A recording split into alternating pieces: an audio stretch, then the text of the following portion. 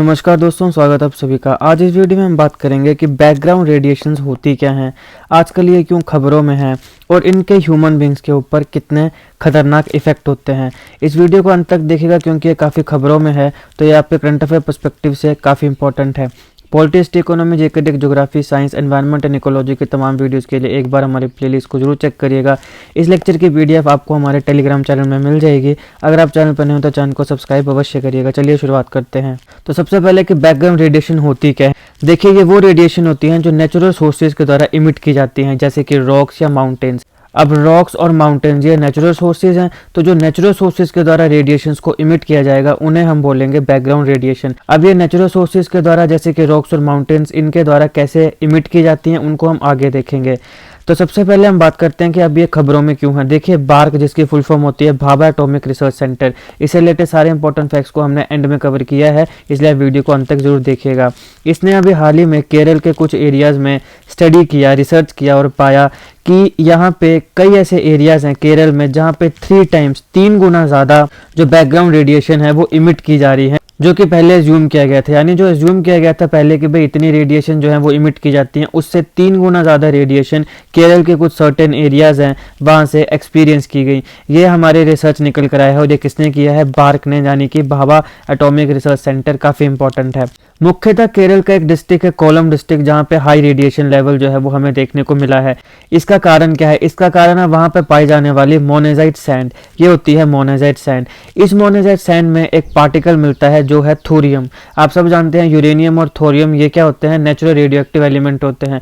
तो थोरियम एक natural radio active element है जो मोनेजाइट सैंड, जो कि केरल के कोलम में ज़्यादा देखने को मिलती है, वहाँ पे पाया जाता है। इसकी वजह से वहाँ पे ज़्यादा रेडिएशन जो है वो इमिट हो रही हैं। थोरियम जो है ये कॉमन रेडियो एक्टिव एलिमेंट है जो कि स्मॉल अमाउंट्स में पाया जाता है सॉइल, रॉक्स और वाटर में। मोनेजाइट सैंड इंडिया में बहुत ही इंपॉर्टेंट सोर्स है थोरियम का, और इंडिया में इस प्रकार की जो सैंड है यानी मोनेजाइट सैंड जो है उसको काफ़ी समय से यूज़ किया जाता है as a source of nuclear fuel, क्योंकि इस मोनेजाइट सैंड में क्या पाया जाता है? Natural radio active element, that is thorium. ध्यान में रखिएगा।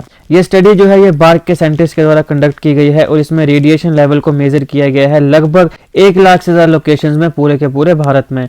भारत में 1 लाख से ज़्यादा ऐसी जगहें हैं, लोकेशंस है जहाँ पे बार्क ने या बार्क के साइंटिस्ट ने इस स्टडी को कंडक्ट किया है और वहाँ पे कुछ जगहों को चिन्हित किया है जहाँ पर बहुत ज़्यादा रेडिएशन देखने को मिल रही हैं।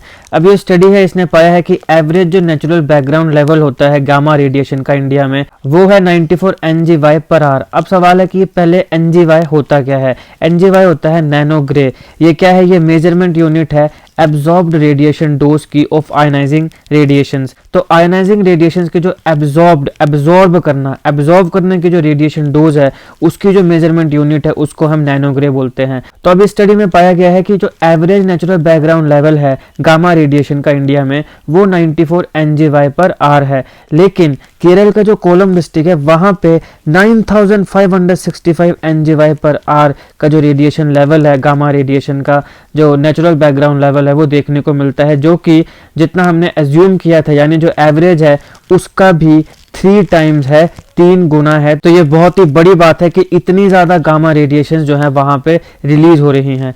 इससे पहले जो सर्वे 1986 में कंडक्ट हुआ था उसमें सिर्फ और सिर्फ पूरे भारत में 214 लोकेशन जो थी 214 लोकेशंस को मैप किया गया था, लेकिन इसमें जैसे मैंने कहा कि 1 लाख से ज़्यादा लोकेशंस को मैप किया गया है। तो ये जो है ये काफ़ी होलिस्टिक स्टडी है, होलिस्टिक रिसर्च है।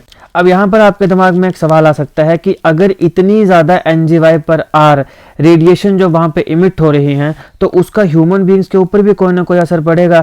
तो देखिए, हालांकि वहाँ पे बहुत ज़्यादा रेडिएशन इमिट हो रही हैं, मगर इस स्टडी के ऑथर्स ने इसकी कोई भी हेल्थ रिस्क नहीं बताया है। तो यहाँ पे कहा गया है कि there is no elevated health risk associated with this higher radiation levels. इसका कारण क्या है? इसका कारण यह है कि जो ह्यूमन बॉडी है वो अकस्टम होती है हायर डोजेज ऑफ रेडिएशन की। तो वहाँ पे ह्यूमन बॉडी मतलब कि सक्षम है कि इतनी हायर डोज जो है रेडिएशन की वो उसे सहन कर सकती है।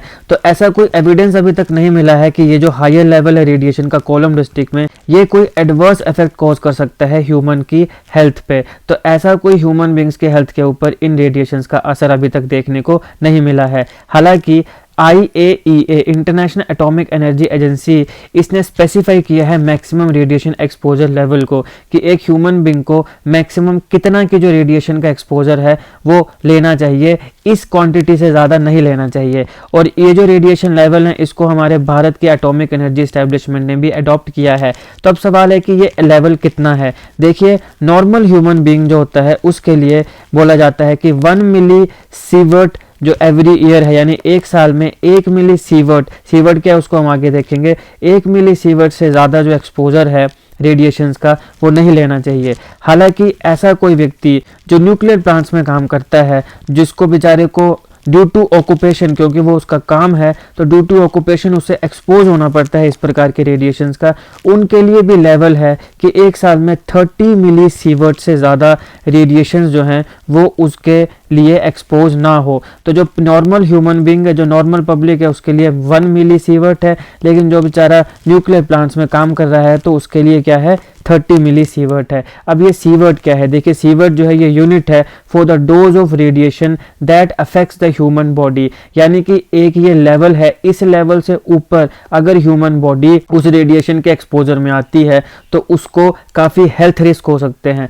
तो जो लेवल है जिसके ऊपर हेल्थ रिस्क होना शुरू हो जाएंगे, उस लेवल तक की जो डोज ऑफ रेडिएशन है उसको हम बोलते हैं सीवर्ट। उसके लिए जो यूनिट यूज़ की जाती है वो सीवर्ट यूज़ की जाती है, SV।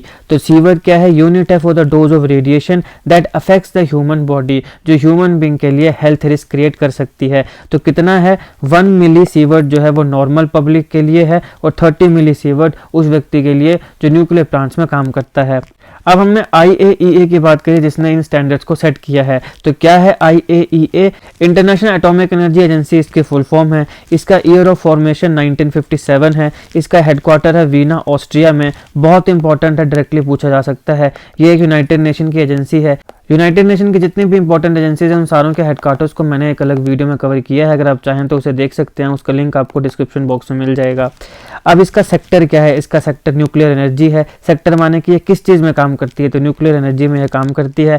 अब सवाल है कि IAEA क्या इंडिया इसका मेंबर है, तो बिल्कुल यस, इंडिया इसका मेंबर है। अब हमने बात करी बार्क की, कि बार्क ने 1 लाख से ज़्यादा जो लोकेशंस है वहाँ पे इस स्टडी को पाया है और उसमें देखा कि केरल का जो कोलम डिस्ट्रिक्ट है वहाँ पर जो बैकग्राउंड रेडिएशंस हैं वो रेडिएशन जो कि नेचुरल सोर्सेज जैसे कि रॉक्स और माउंटेन से रिलीज होती हैं, तो वहाँ पे पाया गया कि केरल का जो कोलम डिस्ट्रिक्ट है वहाँ पे पहले जितना एज्यूम की जाती थी उससे 3 गुना ज़्यादा जो रेडिएशंस है वो पाई गई हैं। तो अब सवाल है कि बार्क क्या है। देखिए, भाभा एटॉमिक रिसर्च सेंटर इसकी फुल फॉर्म होती है। इसका हेडक्वार्टर है ट्रॉम्बे, मुंबई, महाराष्ट्र में। अब father of nuclear programme in India, आप सबको पता होना चाहिए इनका नाम है डॉक्टर होमी जहांगीर भाभा। ये हैं डॉक्टर होमी जहांगीर भाभा, जिन्हें father of nuclear programme in India माना जाता है। इन्होंने 1954 जनवरी 1954 में एटॉमिक एनर्जी इस्टेब्लिशमेंट ट्रॉम्बे, जो कि मुंबई महाराष्ट्र में, मैंने आपको पहले बताया, AEET atomic energy establishment Trombay, इसे इस्टेब्लिश किया था जनवरी 1954 में। ये एक मल्टीडिसिप्लिनरी रिसर्च प्रोग्राम है, essential for the ambitious nuclear program of India. Bharat का जो न्यूक्लियर प्रोग्राम है उसके लिए जो एक मल्टीडिसिप्लिनरी रिसर्च प्रोग्राम है वो है AEET atomic energy establishment Trombay. अब दुर्भाग्यवश 1966 में जब डॉक्टर होमी जहांगीर भाभा जी का सैड डिमाइस हो गया, जब उनकी मृत्यु हो गई, तब उसके बाद AEET यानी एटॉमिक एनर्जी एस्टेब्लिशमेंट जो ट्रॉम्बे है उसका रीनेम कर दिया गया और उसका नाम रखा गया Bhabha atomic research centre, after the name of father of nuclear programme in India, that is doctor Homi Jehangir Bhabha ji. तो बार्क जो नाम है वो वहां से आया है। अब कोलम डिस्ट्रिक्ट केरल का है, जहां पर हमें सबसे ज़्यादा, यानी पहले जितनी जूम की जाती थी उससे 3 गुना ज़्यादा क्या देखने को मिला, बैकग्राउंड रेडिएशंस देखने को मिली, जो कि नेचुरल सोर्सेज के द्वारा इमिट की जाती हैं। तो अब देखिए, केरल से रिलेटेड सारे इंपॉर्टेंट फैक्ट्स को हम देख लेते हैं। ये है केरला, यहाँ पे ये देखिए, ये है केरल। केरल को अलग नामों से जाना जाता है, जैसे God's own country, spice garden of India, land of coconut trees. अभी जब मैं वीडियो बना रहा हूं तो केरल के चीफ मिनिस्टर का नाम है पिनरई विजयन। आप जब भी इस वीडियो को देख रहे हो तो उस समय ध्यान रखिएगा कि उस समय आपने गवर्नर, चीफ मिनिस्टर जो है वो आपने एक बार सर्च कर लेना है। अभी जब मैं वीडियो बना रहा हूं तो CM कौन है, पिनरई विजयन। उनके गवर्नर कौन है, आरिफ मोहम्मद खान। कैपिटल क्या है, थिरुवनंतपुरम। केरल का हाईकोर्ट कहाँ पे है, कोची इर्नाकुलम में है। ध्यान रखिएगा, इस हाईकोर्ट में लक्षद्वीप जो हमारी एक यूनियन टेरिटरी है उसका भी यही हाईकोर्ट है। और कहाँ पे है ये हेडक्वार्टर, कोची इर्नाकुलम में। स्टेट एनिमल क्या है, इंडियन एलिफेंट। स्टेट बर्ड क्या है, ग्रेट हॉर्नबिल। अब केरल में हाल ही में एक मंदिर है जहाँ पे आर्टिफिशियल एलिफेंट को इंट्रोड्यूस किया गया। अब कई ऐसे मंदिर है केरल में जहाँ पे एलिफेंट की पूजा होती है, लेकिन एलिफेंट्स और ह्यूमन बींग्स के बीच में काफ़ी कन्फ्लिक्ट चल रहा था और हमने कई ऐसे केस देखे जहाँ पे एलिफेंट्स की वजह से ह्यूमन बींग्स की मृत्यु हुई। इसके साथ साथ कई मंदिरों में फंड्स की भी कमी होती है, जिससे जो एलिफेंट है उसे पूरा खाना, उसको जितना भी न्यूट्रिशन चाहिए वो नहीं मिल पाता है। तो केरल में एक मंदिर है, वहाँ पे आर्टिफिशियल एलिफेंट को इंट्रोड्यूस किया गया है पेटा इंडिया के द्वारा। यह मंदिर क्या है और इससे रिलेटेड जितने भी इंपॉर्टेंट फैक्ट्स हैं उन सबको मैंने एक अलग वीडियो में कवर किया है, तो आप उसको जरूर देखिएगा। उसका लिंक मैं आपको डिस्क्रिप्शन में दे दूंगा। स्टेट एनिमल क्या है, इंडियन एलिफेंट। स्टेट बर्ड क्या है, ग्रेट हॉर्नबिल। स्टेट फिश क्या है, पियल स्पोर्ट। स्टेट फ्लावर क्या है, golden shower tree flower. State tree क्या है, कोकोनट ट्री। अब वाइल्ड लाइफ सेंचुरी की अगर हम बात करें केरल में तो बहुत हैं। Aralam wildlife sanctuary, Chimmony wildlife sanctuary, Chinnar wildlife sanctuary, Chulannur peafowl wildlife sanctuary, फिर आती है Idukki wildlife sanctuary, Kottiyoor wildlife sanctuary, Kurinjimala wildlife sanctuary, Malabar wildlife sanctuary, Mangalavanam bird wildlife sanctuary. फिर हमारे पास आती है Neyyar wildlife sanctuary, Parambikulam wildlife sanctuary, Peechi Vazhani wildlife sanctuary, Peppara wildlife sanctuary. इसके अलावा Periyar wildlife sanctuary, Shendurney wildlife sanctuary, Thattekad bird wildlife sanctuary, Wayanad wildlife sanctuary. अब देखिए, आपको इतनी वाइल्ड लाइफ सेंचुरीज को याद रखने की जरूरत नहीं है। तो हर स्टेट में, भारत में कितनी स्टेट्स हैं और उसमें कितनी वाइल्ड लाइफ सेंचुरीज हैं, तो इतनी याद रखने की जरूरत नहीं होती है, क्योंकि मैं केरल को आपको कवर करवा रहा हूँ यहाँ पे, इसलिए मेरे को ये बताने पड़ रही हैं। आपने कौन कौन सी याद रखनी है, देखिए जो भी पिछले 1 से 1.5 साल में खबरों में होंगी आपने बस वही याद रखनी है, क्योंकि सवाल उसी से पूछा जाएगा। या फिर कोई ऐसी वाइल्ड लाइफ सेंचुरी जिसका कोई एक पिक्यूलियर फीचर है कि एक बहुत ही इंपॉर्टेंट चीज उसके साथ एसोसिएटेड है, तो आपने वो याद रखनी है।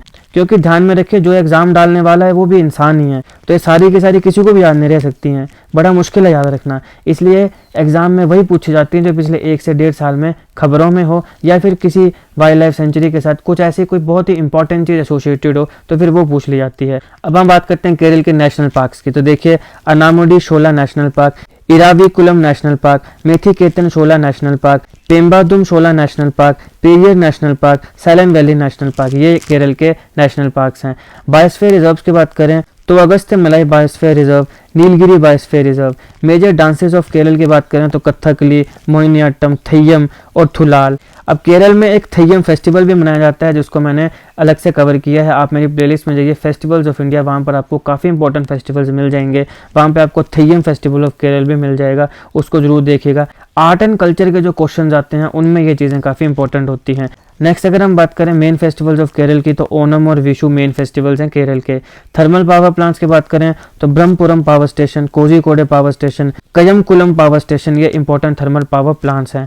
तो ये था इस लेक्चर का एनालिसिस। इसमें हमने देखा कि बैकग्राउंड रेडिएशंस होती क्या हैं, ये क्यों खबरों में हैं, कहाँ पे 3 गुना ज़्यादा जो बैकग्राउंड रेडिएशंस है वो भी पाई गई हैं केरल के कोलाम डिस्ट्रिक्ट में। तो केरल से रिलेटेड जितने भी इंपॉर्टेंट फैक्ट्स आपके एग्जामिनेशन के लिए इंपॉर्टेंट है, हमने वो देखे। ये स्टडी किसके द्वारा की गई हुई है, बार्क के द्वारा। तो हमने बार्क से रिलेटेड सारे इंपॉर्टेंट फैक्ट्स देखे। हमने देखा कि AEET से बार्क नाम कैसे पड़ा, कब इसकी स्टैब्लिशमेंट हुई, हेडक्वार्टर कहाँ है।